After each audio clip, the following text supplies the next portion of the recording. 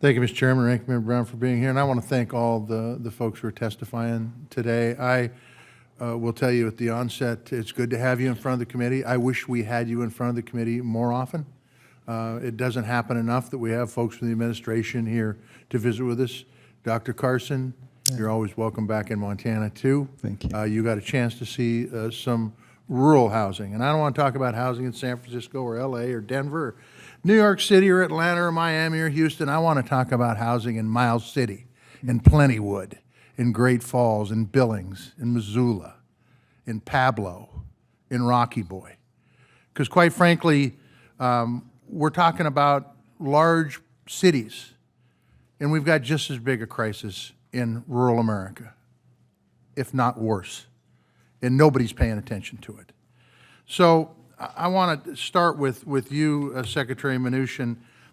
When this plan was developed, how much effort was put into getting information from rural/frontier America on affordable housing? Well, first let me say I enjoyed visiting many of those places during the president's campaign. So Yes, you were there. Montana, and even during my campaign. I don't know if you were with him or not, but yeah. So I very much appreciate and support. This shouldn't be a big city housing plan. There should Right. be a housing plan. But that you're right. But the impacts- question is how much information did you gather when you developed this plan from rural/frontier areas? Because, you know, rural is the area between Baltimore and Washington, D.C. in some people's eyes. We don't have that kind of population in Montana, even our most populated areas. So how much information was gathered from? I think we solicited from Variety, but I'm going to get back to you on the specifics. I would of areas. But I assure you, more importantly, I would appreciate it. I understand the point that you're trying Yep. to say, and this should very much help the people in Montana, not just the people in New Well, York and California. It's critical, and I will get into that in a second. But when it comes to regulation of like shadows and solar panels and rent control, those are really good issues for us to talk about here. But in Miles City, Montana, the only regulation is you can't build in a floodplain. Okay, and we still don't have housing. So that's the point. And in your plan, and I just want to get an idea.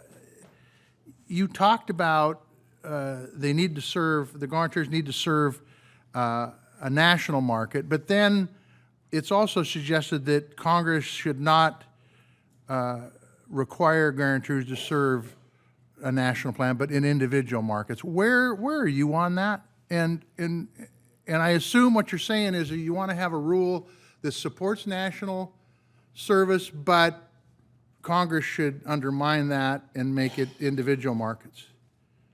No, that's not the case. Tell me what it says. We support the national concept, okay? Yeah.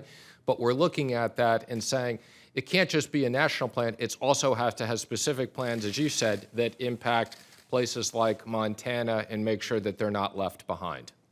So the intent was to promote more access for rural frontier Yes. areas. Yes. Could it be used to do exactly the opposite, though?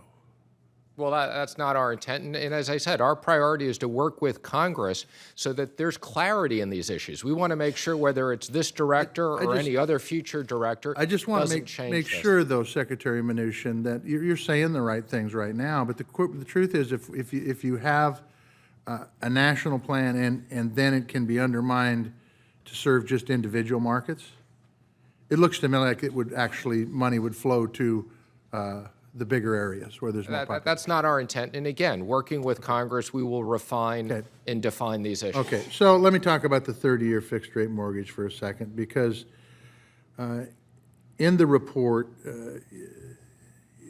it ultimately suggests maintaining the 30-year fixed-rate mortgage, but it also says it's possible that a 30-year fixed-rate mortgage loan could remain widely available and at similar prices under a market structure that does not depend on government support.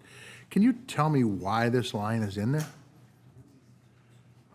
Well, I think there's, first of all, again, let me just emphasize, we very much support the 30-year mortgage. Yeah, I got it. Although I will say the 30-year mortgage might not be for everybody, and there are Yeah, different products. I that got make it, but sense. what I hear that saying is a 30-year fixed-rate mortgage could exist without any government backing. Do you guys believe that? No, we don't.